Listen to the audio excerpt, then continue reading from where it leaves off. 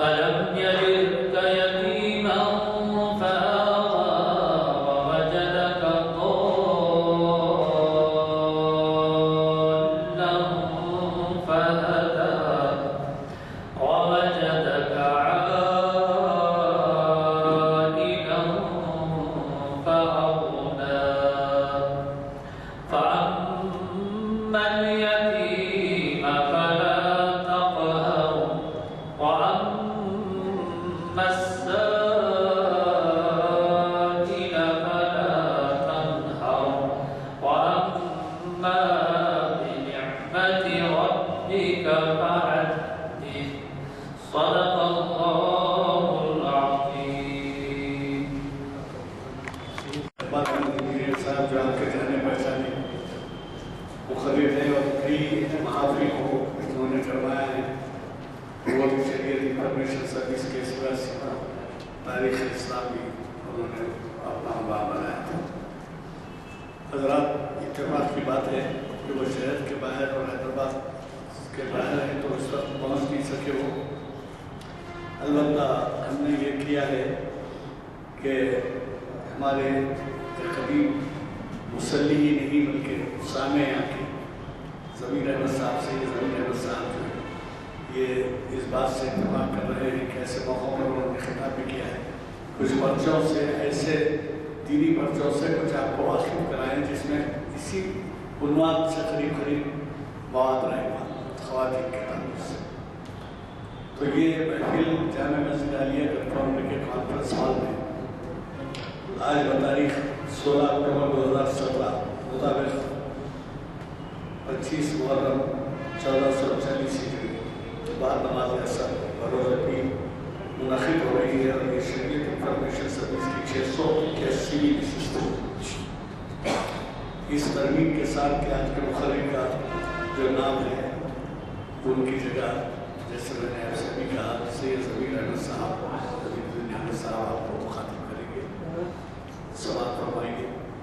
البتہ اس میں ایک اور بڑا اہم اعلان یہ ہے کہ آج ہمارے یہاں اگلے ہفتے کے پرچے چھپ کے آ گئے ہیں جو عام طور پر منگل یا چہارشنبے کو آتے ہیں، لیکن اب کے ہم نے پہلے ہی بلا لیا ہے، وہ منگا لیا ہے پرچے. اور اس کی وجہ بتا دیتا ہوں.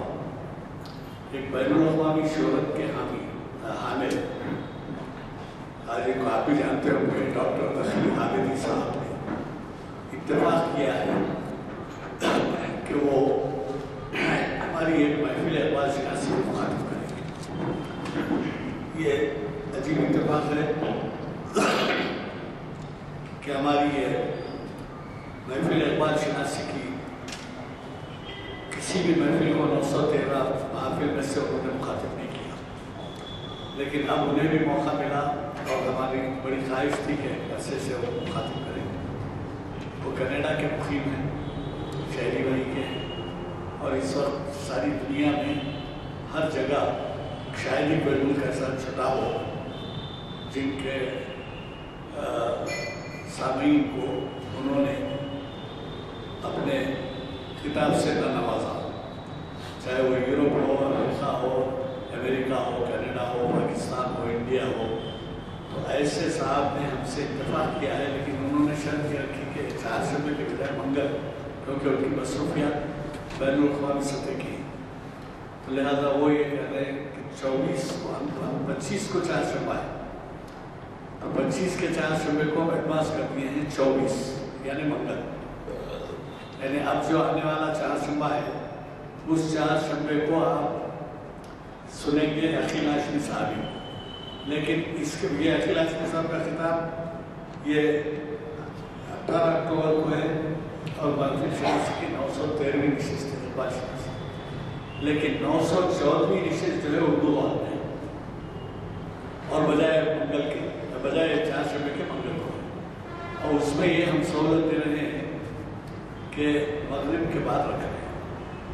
اب آپ کو تو معلوم ہے آج کل مغرب جو ہے بہت ہی جلد ہو جاتی ہے اور 6:15 ساڑھے 6 بجے تک مغرب ختم ہو جائے گی اور ان کا خطاب شروع ہو جائے گا. اردو حال میں نماز بھی پڑھنے کا انتظام ہے. آپ نہ صرف خود لیتے آئیں بلکہ یہ بتائیں کہ اقبال سے اقبال پریمی यहाँ पर बहुत से हत्या लिखना कोशिश कीजिए कि फैमिलीज के साथ आए हैं, बच्चों के नौजवान लड़कों के साथ आए जो तालीम हासिल कर रहे हैं और इकबाल की अहमियत एक बैनुल-अक़वामी आदमी के शोहरत वाले आदमी की ज़ुबान से आप सुनेंगे तो ज़ाहिर है कि बहुत ही बड़ा और वो भी काफ़ी अहम उन्वान उन्होंने दिया है।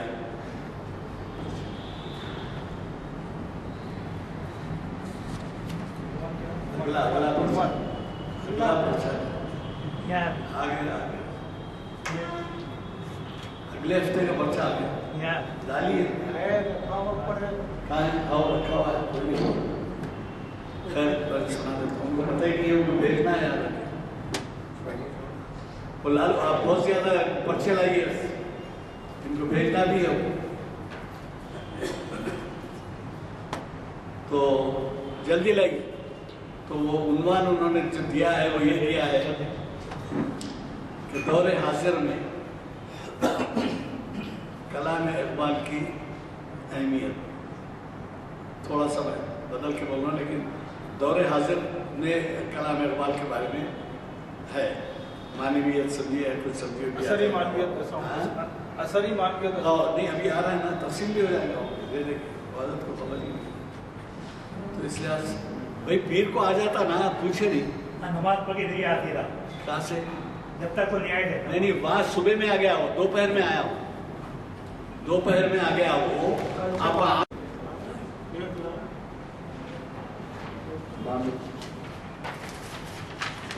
अरे और ज्यादा ना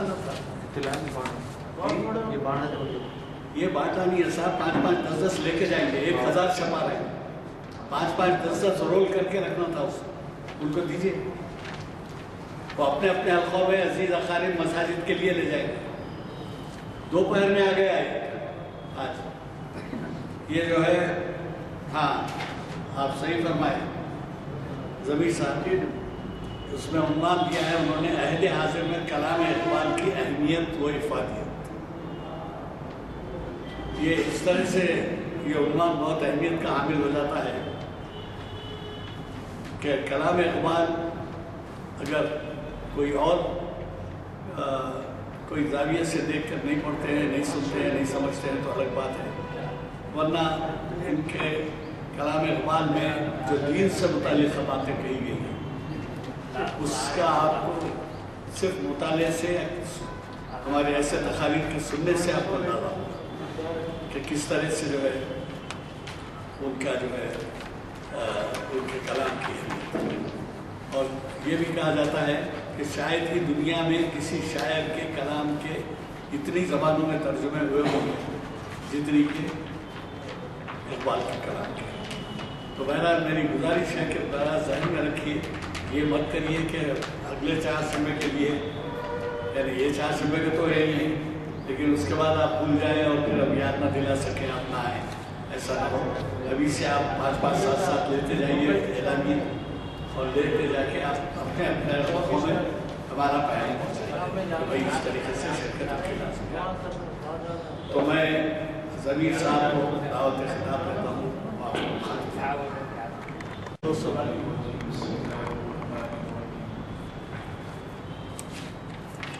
जैसा कि आप जानते हैं आज का मौजूद है औरत की समाजी हैसियत।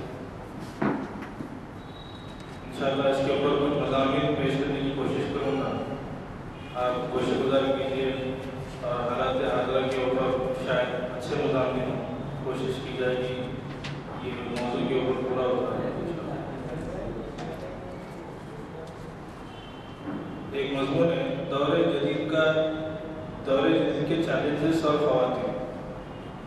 इसके मुसन्निफ़ है या तरतीब निगार है मज़मून निगार है डॉक्टर सैयद मुईनुद्दीन नदवी।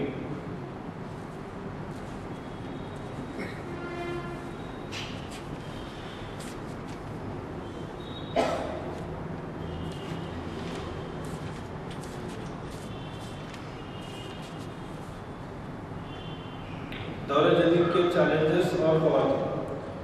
साइंस और टेक्नोलॉजी की तरक्यात के क्या कहने हैं कि आज पूरी दुनिया एक ग्लोबल विलेज की हैसियत हासिल कर चुकी है लेकिन दौरे जदीद की एक सवाल ये भी है कि आज भी फैशन और तरक्की के नाम पर औरत को सरे बाजार नीलाम کیا جا رہا ہے۔ کوئی چھوٹی سے چھوٹی چیز کی بھی تشریح کرنی ہو تو عورت کی تصویر دی جاتی ہے۔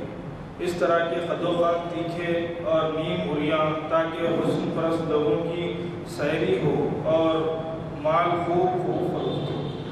اس طرح کے اشتہارات صرف چھوٹی تصویروں کے ساتھ ہی نہیں بلکہ بڑے بڑے فلائی اوور پر عورتوں کے خط اور ہورڈنگز ایسی تصویر کشی کرتے ہیں کہ کوئی باحیا شخص اس پر نظر ڈالنا پسند نہیں کرتا اور اچانک نظر پڑ جائے تو شرمسار ہو جاتا ہے۔ اسی طرح ٹی وی پر ہم دیکھتے ہیں کہ نیوز کم ہوتی ہے اور بریک کے لیے طویل وقفہ دیا جاتا ہے جس میں اشتہار کے نام پر عورت کے حیاسوز مناظر دکھائے جاتے ہیں۔ میڈیا والے اس طرح عورت کا استحصال کر کے کروڑوں میں کھیلتے ہیں۔ دور حاضر کی دوسری بدنام زمانہ سوغات رحم مادر میں جنس کا پتہ چلا کر لڑکی ہونے کی صورت میں اسے مار ڈالا ہے۔ عربوں میں طریقہ تھا کہ لڑکیوں کو زندہ درگور کیا جاتا تھا، لیکن رسول رحمت صلی اللہ علیہ وسلم نے ایام جاہلیت کی اخلاق سوز رسم کا خاتمہ فرمایا۔ لیکن آج یہی قتل اولاد اس دور جدید میں ایک نیا روپ ڈھال لیا ہے اور ماں کے پیٹ میں ہی بچی کو قتل کر دیا جا رہا ہے۔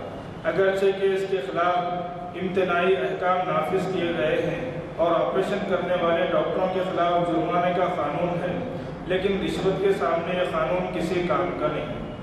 دور جدید کی تیسری سوغات بے پردگی، بے حیائی اور فحاشی ہے جو نوجوان نسل کو کھوکھلا اور زندہ درگور کر رہا ہے۔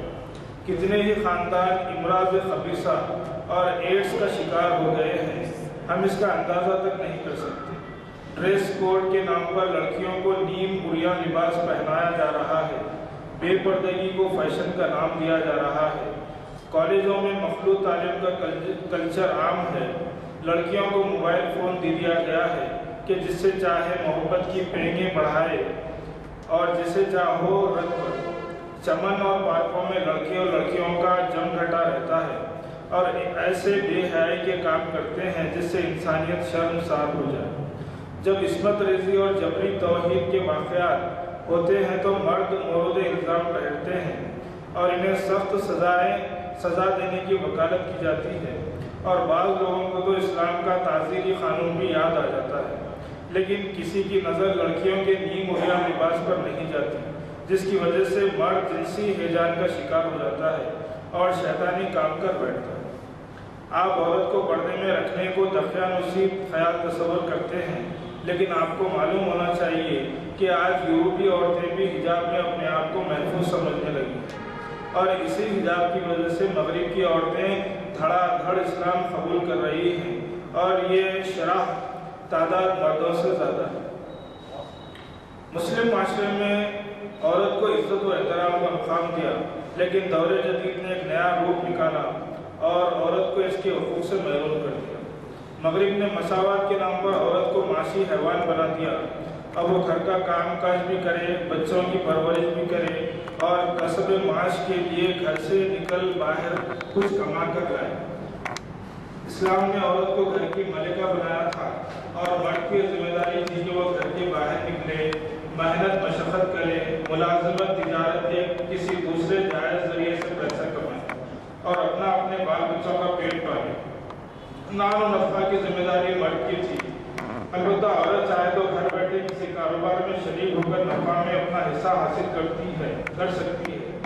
جائیداد میں عورت کا حصہ مقرر کیا گیا اور وراثت میں بھی اسے حقدار ٹھہرایا گیا، لیکن مغربی تہذیب نے ان تمام حقوق سے عورت کو یک لخت محروم کر دیا۔ آج کے دور جدید میں ہم دیکھتے ہیں کہ میاں بیوی کے تعلقات میں بگاڑ آ گیا ہے اور مرد عورت کو شک کی نظر سے دیکھتا ہے۔ یہ لائن میں پھر پڑھ رہا ہوں۔ آج کے دور جدید میں ہم دیکھتے ہیں کہ میاں بیوی کے تعلقات میں بگاڑ آ گیا ہے اور مرد عورت کو شک کی نظر سے دیکھتا ہے، کیونکہ پردہ ہو گیا، حجاب باقی نہیں رہا اور عورت آزاد ہے کہ وہ جدھر چاہے جائے اور چاہے تو وہ کلموں کی زینت بنے۔ اسلام میں یہ سب ٹھیک نہیں اور اس طرح آزادانہ طور پر گھومنے میں اسلام نے خن لگائی ہے اور کہا گیا ہے کہ اور کہا گیا ہے کہ عورت گھر میں جم کر بیٹھی رہے اور اگر باہر جانا ناگزیر ہو تو اسلامی حقوق کی پابندی کرے۔ اس کے علاوہ بھی اور بھی کئی مضامین ہیں، انشاءاللہ وہ بھی پڑھیں گے۔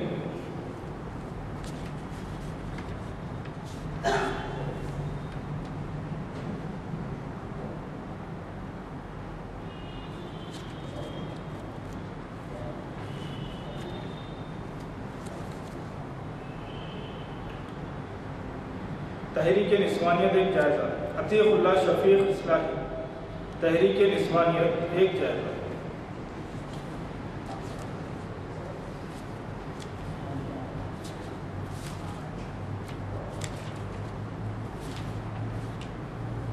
مضمون ہے تحریک نسوانیت ایک جائزہ، عتیق احمد شفیق اصلاحی۔ آسٹریلیا کے مشہور آن لائن اخبار دا ایج کے نیشنل سیکیورٹی کورسپونڈنٹ اور تجزیہ نگار کے عنوان سے ایک جائزہ رپورٹ میں مغربی معاشرے پر سنگل پرنٹ کے سنگین اثرات کا تذکرہ کرتے ہوئے لکھتے ہیں، یعنی ایسے بچے جو سنگل پیرنٹس کے تحت پرورش پا رہے ہیں ان میں ذہنی بیماریوں، خودکشی یا منشیات سے ہونے والی بیماریوں کا شکار ہونے کا تناسب ماں اور باپ کے سائے میں پرورش پانے والے بچوں کے مقابلے میں دگنا ہوتا ہے۔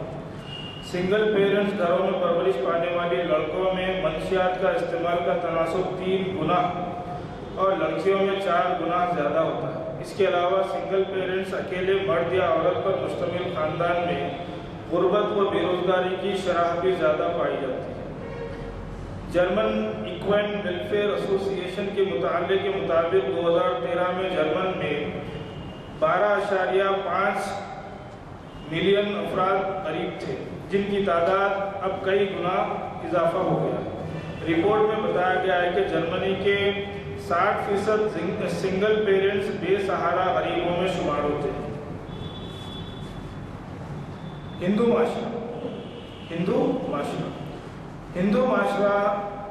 معاشرہ غیر واضح تصورات پر مبنی طرز عمل کا نام ہے، جس کی ابتدا و انتہا نہایت پیچیدہ اور مشتبہ ہے، جس کا نہ کوئی تاریخی ثبوت موجود ہے اور نہ قابل اعتماد معلوماتی شواہد ہیں جن کے ذریعے اس معاشرے کا تاریخی تعین کیا جا سکے۔ چنانچہ ہندوستان کے پہلے وزیر اعظم جواہر لال نہرو اپنی مائع ناز تصنیف دا ڈسکوری آف انڈیا میں ہندوستانی معاشرے کی تاریخی حقیقت کا انکار کرتے ہوئے کہا کہ ہندو قوم کے ساتھ سب سے بڑی زیادتی یہ ہوئی کہ اس کے اکابرین کے حالات قابل تعین انداز میں جمع نہیں کیے گئے۔ تلاش ہند صفحے 20۔ متعدد تاریخی نویسیوں نے ہندوؤں کی تاریخی حقیقت کو نہایت مبہم اور فرسودہ قرار دیا ہے۔ مشہور فرانسیسی مورخ لیبان تو ہندوؤں کی تاریخ کا ہی انکار کرتے ہیں۔ وہ اپنی کتاب انڈیاز کلچر رقم تراز ہیں۔ قدیم ہندوؤں کی کوئی تاریخی کتاب ہی نہیں اور نہ کوئی دیگر شواہد و آثار ہیں جن کے ذریعے ان کی تاریخ کو متعین کیا جا سکے، بلکہ ہندوستان کی تاریخ مسلمانوں کی کوششوں کا نتیجہ ہے۔ باحوالہ تمدن ہند صفحے 144۔ ایک انگریزی مورخ مسٹر انفسٹن جو طویل عرصے تک بامبے کے گورنر بھی رہے لکھتے ہیں کہ کوئی قوم کتنی ہی جاہل اور غیر تہذیب یافتہ کیوں نہ ہو، اپنے آبا و اجداد کی کوئی نہ کوئی تاریخ ضرور لکھتی ہے، لیکن ہندوؤں کے بارے میں تعجب ہوتا ہے کہ ان کے پاس تاریخی شواہد کے طور پر پیش کرنے کے لیے کچھ بھی نہیں۔ یہی وجہ ہے کہ ہندوستانی معاشرہ مبہم اور غیر ربط اصولوں پر چل پڑنے والا ایسا طرز حیات بن کر رہ گیا ہے جس سے نہ کوئی منطقی اصول کار فرما ہے اور نہ متعین ضوابط درست راہوں کی طرف رہنمائی کر رہے ہیں، بلکہ متضاد توہمات اور غیر معقول افکار و نظریات کا مجموعہ بن کر رہ گیا ہے۔ چنانچہ ہندو معاشرے کی بے ترتیبی، شدید ابہام اور واضح تضادات کا ذکر کرتے ہوئے پنڈت جواہر لال نہرو اپنی کتاب دا ڈسکوری آف انڈیا میں لکھتے ہیں، ہندو مت ایک عقیدہ و مذہب کی حیثیت سے غیر مرتب، مبہم اور بہت سے پہلو رکھنے والا ہے۔ وہ تمام انسانوں کے لیے سب طرح کی چیزیں اس کی تاریخ بیان کرنا یا مذہب کے عام مفہوم کے اعتبار سے متعین طور پر کہنا کہ وہ مذہب ہے یا نہیں مشکل ہی نہیں، ناممکن۔ وہ اپنی موجودہ شکل میں اور ماضی میں بھی بہت سے بلند اور پست ترین مخدعات اعمال پر مشتمل رہا ہے جو ایک دوسرے سے متضاد رہے ہیں۔ تلاش ہند صفحے 37۔ چنانچہ موجودہ ہندو سماج میں 2 سے زائد فرقے ہیں۔ لا تعداد چھوٹے بڑے بے اختیار دیوی دیوتاؤں کا تصور اور علم و ہنر، مال و دولت، نفع و ضرر، موت و حیات وغیرہ مختلف شعبۂ حیات کے مختلف خداؤں کے اختیارات کا نظریہ یہ رگ وید منڈل 3 اشیر میں دیوتاؤں کی تعداد 3320 بتائی گئی ہے۔ سوامی دیانند سرسوتی رگ وید ایک مطالعہ و مترجم، نہال سنگھ نگارشات، پبلشر، لاہور، 2005۔ یہاں نجومیوں، کاہنوں اور خنافہ سناتنوں کی پیشگوئی کی خاص اہمیت دی جاتی ہے۔ ہر طبقے میں باباؤں، تیسریوں کی بھوشوانیوں کے مطابق یہ تمام امور طے کیے جاتے ہیں۔ تاریخ فیروز شاہی میں برنی کے حوالے سے بیان کیا گیا ہے کہ اشراف شہر کی یہ موروثی رسم سے بغیر نجم سے دریافت کیے کوئی کار خیر انجام نہیں دیا جاتا اور کوئی معاملہ خواستکاری بغیر منجم کے استواب رائے کے نہیں ہوتا تھا۔ تاریخ فیروز شاہی صفحے 363۔ آج بھی جوتشیوں اور نجومیوں کا جال بچھا ہوا ہے۔ جگہ جگہ آشرموں اور مندروں میں اس طرح کے لوگ بکثرت پائے جاتے ہیں۔ ہندوستانی معاشرے میں قدیم زمانے سے یہ سلسلہ جاری ہے۔ درگاہ قلی خان مرخع دہلی میں لکھتے ہیں کہ آگے بڑھیے تو آپ کو نجومیوں اور جوتشیوں کی جماعت کا جال بچھا نظر آئے گا جن کے پندھے سے نکل جانا مشکل ہے۔ یہاں خلقت اپنی تقدیر کے نوشتے کو معلوم کرنے کے لیے بیٹھتی ہے۔ کوئی ہے جو خوش آئند واقعات سن کر مسرور ہو رہا ہے، کوئی آئندہ کی پریشانی سن کر متفکر ہے۔ محمد عمر ہندوستانی تہذیب کا مسلمانوں پر اثر، صفحے 285۔ تباہ سکائی، ہندوستانی معاشرہ اور خدا کا تصور۔ ہندو معاشرہ اور خدا کا تصور۔ ہندو معاشرے میں خدا کا واضح تصور موجود نہیں۔ یہاں متعدد دیومانائی قوتوں کو مان کر اصل خالق کی ثانوی یا بالکل نامعلوم درجہ دیا جاتا ہے۔ ہندو مذہب کی اہم کتاب منوسمرتی میں اصل خدا کی بس اس قدر اہمیت ہے کہ وہ پانی سے اچانک پیدا ہوا جس کو پرماتما کہا جاتا ہے۔ پرماتما نے برہما کو پیدا کیا اور خود معطل ہو کر سارے اختیارات برہما کو دے دی اور کائنات کی تمام چیزوں کی تخلیق برہما کے ذریعے ہوئی۔ منوسمرتی میں ہے جو پرماتما اندر دیو سے الگ، وہ باریک پوشیدہ، ہمیشہ بے فکر اور سب مخلوق کی جان ہے۔ آپ سے آپ ظاہر ہوا اور اس کے دل میں یہ خواہش ہوئی کہ اپنے بدن سے ایک قسم کی خلقت پیدا کرنا چاہیے، تو اس نے پہلے پانی کو پیدا کیا، پھر اس میں بیج ڈالا، تب وہ بیج مسل آفتاب کی صورت بیضا بن گیا، پھر اس بیضے سے برہما جی جو تمام مخلوقات کے پیدا کرنے والے ہیں آپ سے آپ پیدا ہوئے۔ پرماتما نے جس شخص کو دنیا میں سب سے پہلے پیدا کیا اسی کو سب لوگ برہما کہتے ہیں۔ منوسمرتی ادھیائے 1۔ سنسکرت میں ترجمہ اردو مرتبہ لالا سوامی دیال صاحب تبا بار دوم، منشی نول کشور مقام کانپور، سن موجود نہیں، صفحے 2۔ اگلی عبارتوں میں تفصیل سے متعدد اشیاء کا تذکرہ کیا گیا ہے اور تمام چیزوں کا خالق برہما کو قرار دیا گیا ہے۔ منوسمرتی میں ایک جگہ ہے، برہما نے اس انڈے میں اپنے 1 برس رہ کر اور پرماتما کا دھیان کر کے اس انڈے کے 2 ٹکڑے کیے۔ ان 2 ٹکڑوں سے برہما نے سورگ اور پرتھوی کو بنایا، پھر ان دونوں کے بیچ میں آکاش، آسمان اور 8 دشا جوانب وہ اچھل جاری سمندر بنا۔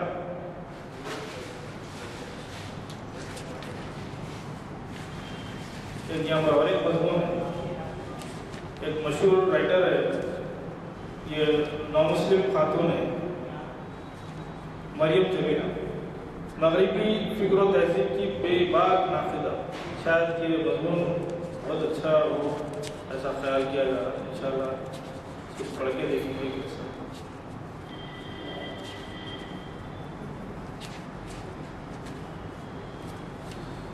مریم جمیلہ مغربی تہذیب کی بے باک ناقدہ. 19ویں اور 20ویں صدی باشندگان مغرب کے اسلام کو گلے لگانے کے لحاظ سے بالخصوص امریکہ، آسٹریلیا، برطانیہ، فرانس، جرمنی اور نیوزی لینڈ کے لیے خوشگوار اور تاریخی ثابت ہوئی. ان میں کچھ لوگوں نے روحانی پیاس بجھانے کے لیے ذاتی طور سے اسلام کو پڑھنے، سمجھنے اور پھر دل میں اتارنے کی صحیح مشغول کی، اور کچھ لوگوں کے اسلام کے آفاقی پیغام رحمت کو قبول کرنے میں داعیان اسلام کی دعوت و تبلیغ وجہ تحریک بنی. 20ویں صدی میں جہاں اسلام کی آغوش رحمت میں مغرب اور یورپ کے متلاشیان حق آئے، وہیں بڑے بڑے مفکرین، دانشوران اور اسکالرز نے اسلام ہی میں دین و دنیا کی عافیت سمجھی. ان مفکرین میں ہنگری سے ڈاکٹر عبدالکریم، لندن سے محمد بگتھال، جرمنی سے محمد اسد اور مراد ہافمین، فرانس سے روجے گاڑے، امریکہ سے یوسف الاسلام، مالک شہباز اور مریم جمیلہ قابل ذکر. سطور ذیل میں ان میں سے مریم جمیلہ کی حیات و فکر کا تعارف پیش کیا جا رہا ہے. مریم جمیلہ وہ خوش بخت خاتون ہے جنہوں نے نہ صرف یہودیت کو چھوڑ کر اسلام کی آغوش میں پناہ لی، بلکہ اسلام کی خاطر کفرستان سے پاکستان ہجرت بھی کی. اتنا ہی نہیں بلکہ مغربی فکر و تہذیب کا بے داغ اور بے باک تنقیدی جائزہ لے کر اس کی خرابیوں کو منظر عام پر لانے کی قابل قدر کوشش کی. علاوہ بری محکم دلائل اور پورے قوت سے اسلام کا بھرپور دفاع کیا. وہ صرف گفتار کی غازی نہ تھی بلکہ عمل کے خوگر بھی تھی. انہوں نے جو ہی اسلام قبول کیا فوراً اس کی فکر و تہذیب کے سانچے میں ڈھل گئے. قبل از اسلام حالات زندگی. مریم جمیلہ کا پرانا نام مارگریٹ مارکوس تھا.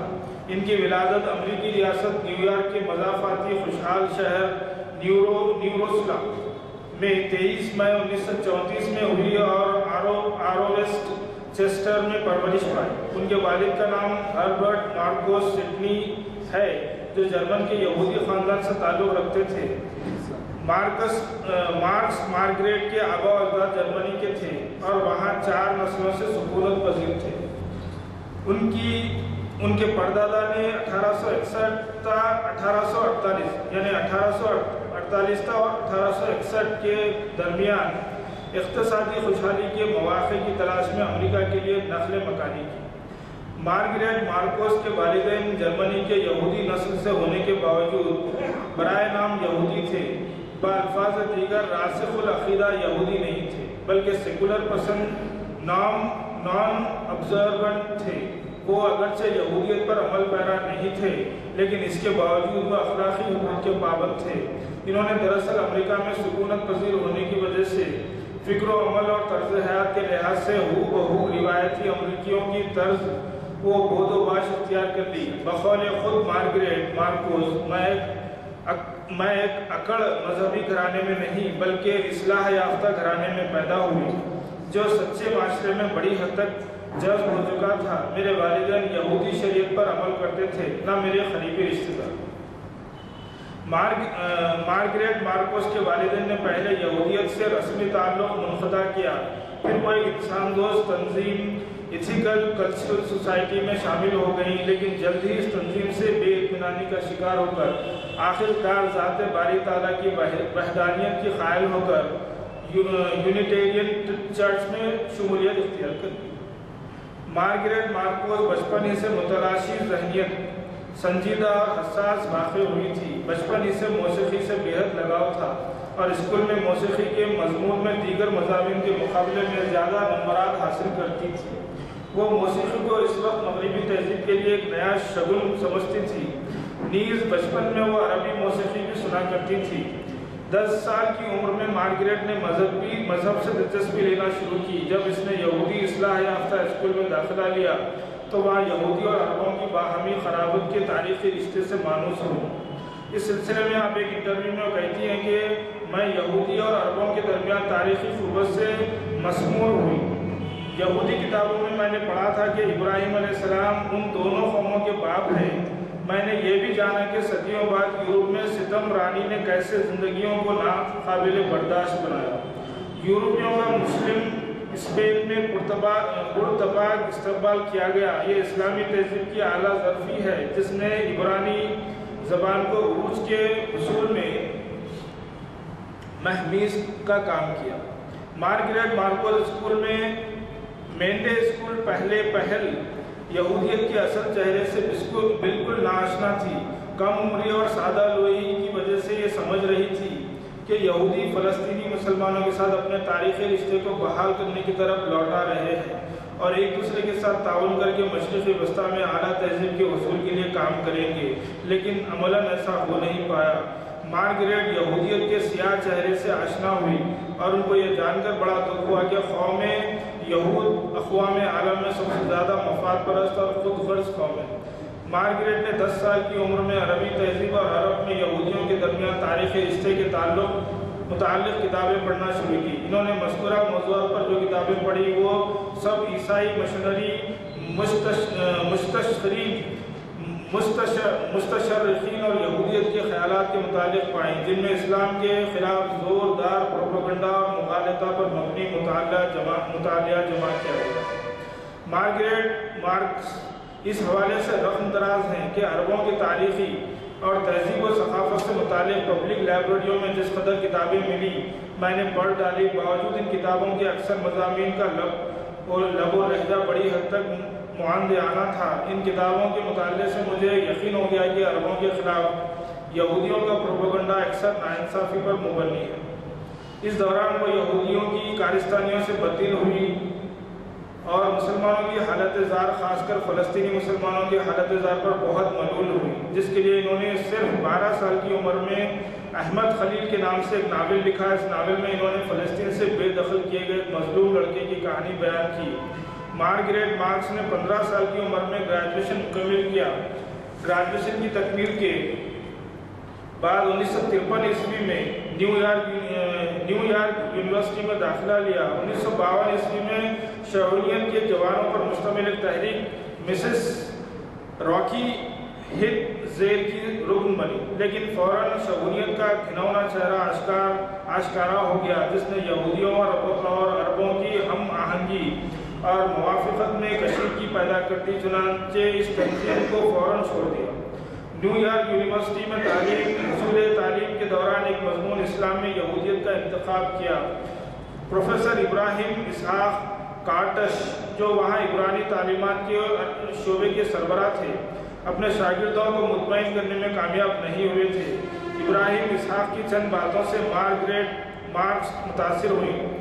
مثلاً وہ ان کی چند ایک باتیں اپنے ایک انٹرویو میں اس طرح نقل کرتی ہیں: ہمیں آخرت کے دن خدا کی بارگاہ میں ضرور پیش ہونا ہے اور اپنی زندگی کے تمام اعمال کی جواب دہی کرنا ہوگی۔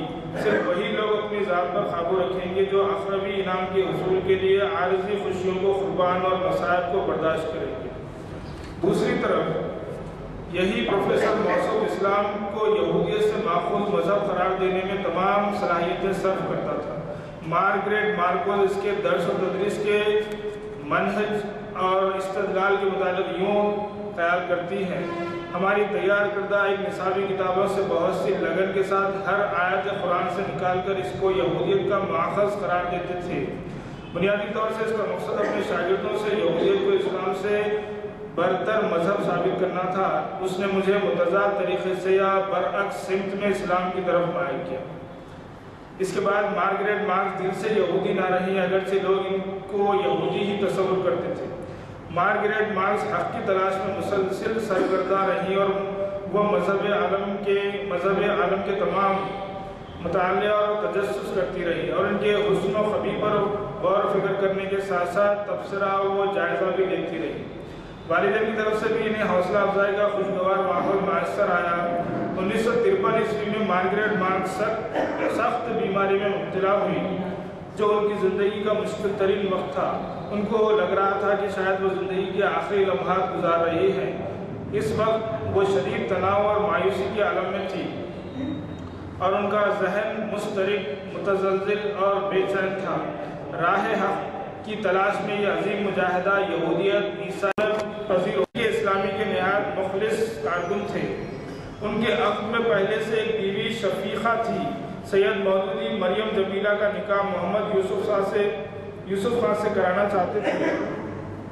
انہوں نے اس حوالے سے محمد یوسف سے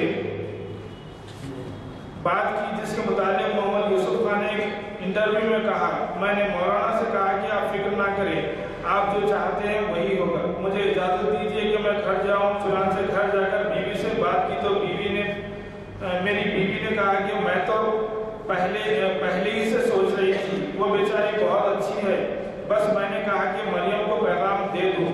اس نے جا کر مریم جمیلہ کو پیغام دیا کہ خان صاحب آپ سے نکاح کرنا چاہتے ہیں۔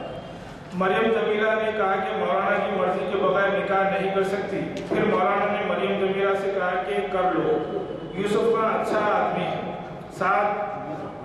مولانا مودودی نے 18 اگست 1963 عیسوی میں مریم جمیلہ کا نکاح محمد یوسف خان سے پڑھا دیا۔ ان کی عمر اس وقت 39 سال، جبکہ مریم جمیلہ کی عمر 29 سال۔ یہ نکاح مثالی نکاح ثابت ہوا۔ ابتدا سے تینوں محمد خان، شفیقہ اور مریم جمیلہ کی آپسی محبت اعلیٰ درجے کی تھی۔ کوئی بھی عورت عموماً یہ برداشت نہیں کرتی کہ اس کے گھر میں شوہر کی حیثیت سے دوسری آ جائے، لیکن شفیقہ صاحبہ مولانا سے رشتہ مانگنے کے لیے خود گئی اور یوں 20ویں صدی میں ایک اعلیٰ مثال قائم کر کے مریم جمیلہ سے پہلے فانی دنیا کو چھوڑ کر خالق حقیقی سے جا ملی۔ محمد یوسف کی پہلی بیوی شفیقہ کے بدن سے 8 بچے اور مریم جمیلہ کے بدن سے 4 بچے پیدا ہوئے۔ محمد یوسف خان کے بچے شفیقہ کو امی اور مریم جمیلہ کو آپا کہہ کر پکارتے تھے۔ شفیقہ اور مریم جمیلہ کو آپس میں سگی بہنوں کی طرح محبت تھی اور سگی بہنوں کی طرح دونوں رہتی تھیں۔ شفیقہ کی وفات کے بعد مریم جمیلہ نے وصیت کی تھی کہ ان کو شفیقہ کے قریب دفن کیا جائے۔ محمد یوسف خان کا یہ گھر مثالی اسلامی گھرانہ تھا۔ محمد یوسف نے مریم جمیلہ کو بہترین اور سازگار علمی و فکری ماحول فراہم کیا جس کی ضرورت ان کو تھی۔ وہ ان کے لیے کتابیں منگواتے تھے، ان کی تحریروں اور کتابوں کو خود سے شائع کرتے تھے۔ اس طرح مریم جمیلہ کو مولانا سید مودودی سے استفادہ کی ضرورت پڑی۔ محمد یوسف ان کو اپنے ساتھ لے جاتے۔ اس حوالے سے مریم جمیلہ رقم تراز ہے کہ میرے خان صاحب 19 مجھے سید مودودی کے گھر عصر کے وقت باقاعدگی سے لے جاتے۔ وہاں میں رات کا کھانا کھاتی اور مغرب سے عشاء تک مولانا مودودی اور میں باہم مختلف معاملات پر گفتگو کرتے رہتے۔ ہر بحث تمام موضوعات پر مشتمل ہوتی۔ زیادہ تر وقت ہم پاکستان میں سیاسی صورتحال اور مسلم دنیا کے مختلف حصوں میں معاندیانہ حکومتوں کے تحت اسلامی تحریکات کی حالت زار پر بحث کرتے۔ بالآخر یہ عظیم داعیہ مومنہ اور چمکتا ہوا تارہ 31 اکتوبر 2012 کو زندگی کی 78 بہاریں گزار کر لاہور میں انتقال کر گئی اور ان کی نماز جنازہ حافظ محمد ادریس نے پڑھائی۔ انا للہ و انا الیہ راجعون۔